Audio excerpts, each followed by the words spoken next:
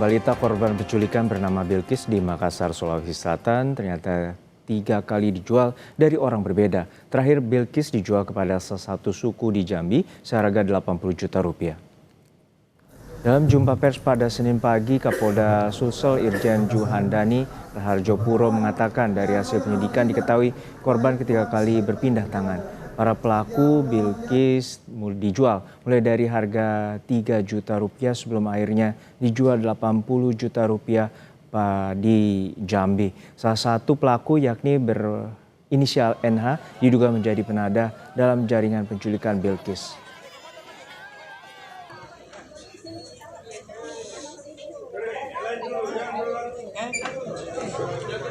Sepekan hilang diculik, seorang balita berusia 4 tahun akhirnya kembali ke pelukan keluarga dalam kondisi selamat. Korban ditemukan di kawasan Jambi.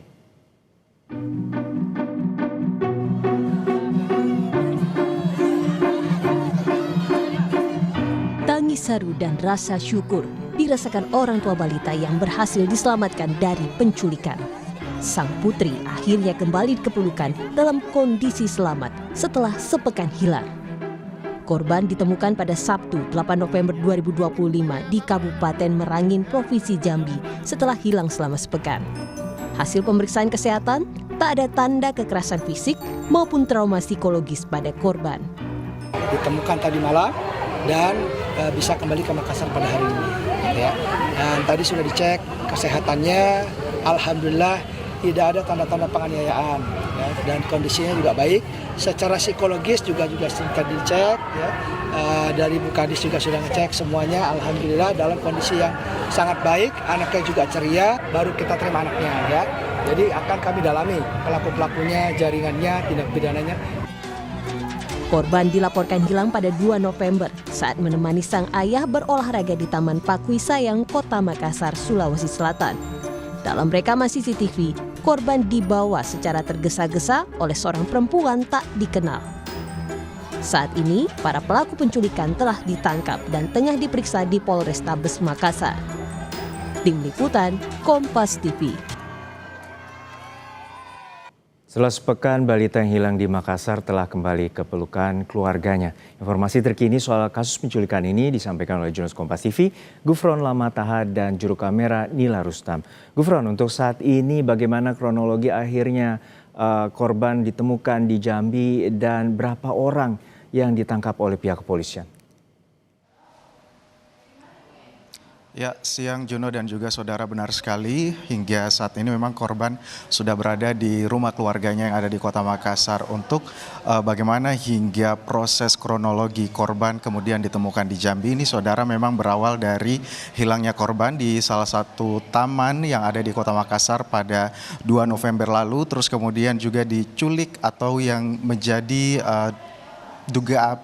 yang menjadi tersangka utama di Kota Makassar ini berinisial SY yang kemudian menculik terus kemudian membawa korban ke kos pelaku dan menawarkan korban melalui sosial media sehingga tersangka lainnya dengan inisial NH ini tertarik yang berasal dari Jakarta ini kemudian ke Makassar dan berencana ataupun juga membeli korban ini dengan harga 3 juta rupiah. NH ini kemudian saudara menyerahkan lagi ataupun juga menawarkan korban lagi kepada MA dan AS dengan harga 15 juta rupiah. MA dan AS ini kemudian yang membawa korban ke Jambi dan menjual ke suku anak dalam yang ada di Jambi dengan seharga 80 juta rupiah. Memang kalau kita lihat kronologinya ini, pindahnya korban dari Kota Makassar terus kemudian ke Jawa kemudian ke Jambi ini memang terindikasinya adanya jaringan penculikan anak di bawah umur lintas daerah, lintas provinsi yang ada di Indonesia seperti itu. Kita juga nanti masih akan sama-sama menunggu bagaimana hasil penyelidikan dari polisi, apakah ini masuk dalam tindak perdagangan orang atau seperti apa jaringannya yang ada di Indonesia. Juno. Tapi saat ini bagaimana polisi melakukan penyelidikan terkait dengan dugaan itu karena 4 orang tersangka ini juga terindikasi ingin menjual korban, dan seperti apa pendalaman terkait dengan dugaan tindak pidana perdagangan orang ini? Betul sekali, indikasi penculikan anak di bawah umur ini memang diduga merupakan jaringan tindak pidana perdagangan orang atau TPPO yang ada di Indonesia. Kalau kita lihat memang ini sudah berjalan cukup baik ya, mulai dari tersangka utama SE yang ada di Kota Makassar ini menggunakan ataupun juga menggunakan jilbab pada saat di taman, terus kemudian melepas jilbabnya ketika membawa korban keluar dari taman, sehingga memang ini sudah bukan pertama kali mereka lakukan. Dari rilis polisi tadi disebutkan bahwa NH yang kemudian mengambil dari korban ini sudah melakukan ataupun juga sudah melakukan ini sebanyak 3 kali, dan juga motifnya adalah untuk berupaya memberikan bantuan kepada pasangan yang tidak mengadopsi anak. Untuk selengkapnya kita akan simak wawancara kami dengan Kapolda Sulawesi Selatan berikut ini. Polrestabes sudah mengamankan 4 tersangka. Adapun tersangka adalah SY, perempuan, 30 tahun, pekerjaan PRT. Kemudian tersangka kedua NH, perempuan, 29 tahun, pekerjaan pengurus rumah tangga. Kemudian yang ketiga MA, perempuan, 42 tahun, pekerjaan PRT. Kemudian AS, laki-laki, 36 tahun, karyawan honorer, Kecamatan Bangko Maringin, Provinsi Jambi. Kenapa boleh dikatakan ini merupakan dugaan tindakan perdagangan orang atau TPPO yang ada di Indonesia? Karena memang menurut press release dari kepolisian tadi menyebutkan NH ini sudah melakukan tindakannya sebanyak 3 kali.